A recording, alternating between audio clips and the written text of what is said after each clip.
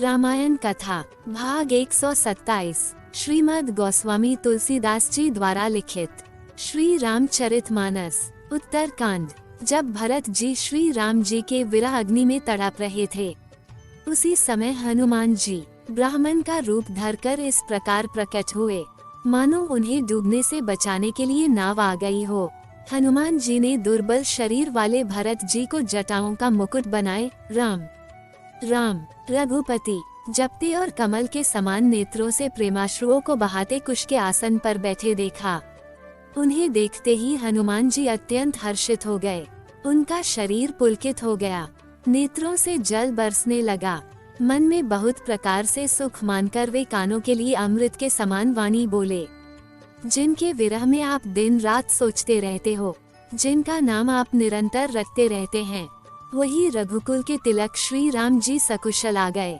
शत्रुओं को रण में जीतकर सीता जी और लक्ष्मण जी सहित प्रभु आ रहे हैं।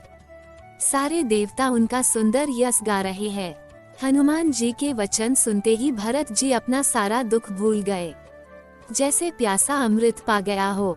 भरत जी ने हनुमान जी से पूछा, हे तात, तुम कौन हो और कहाँ से आए हो, जो तुमने मुझको ये परम प्रिय अत्यंत आनंद देने वाला वचन सुनाए।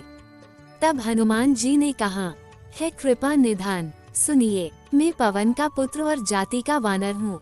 मेरा नाम हनुमान है। मैं श्री रघुनाथ जी का दास हूँ। ये सुनते ही भरत जी हनुमान जी को आदर पूर्वक गले लगकर मिले। मिलते समय उनके हृदय में प्रेम नहीं समा रहा, नेत्रों से आनंद और प्रेम के अश्रु बहने लगे।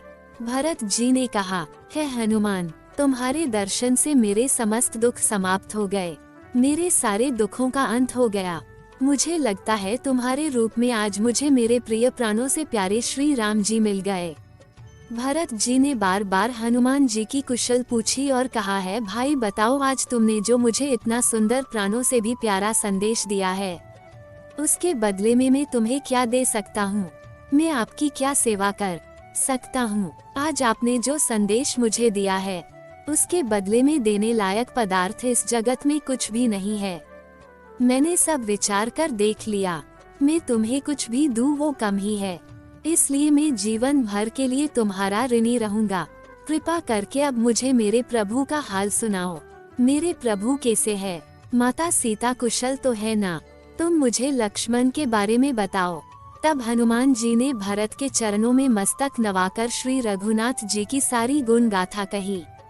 भरत जी ने पूछा, हे हनुमान, कहो क्या कृपालु स्वामी श्री रामचंद्र जी कभी मुझे अपने दास की तरह याद भी करते हैं? क्या कभी प्रभु ने मेरा स्मरण भी किया?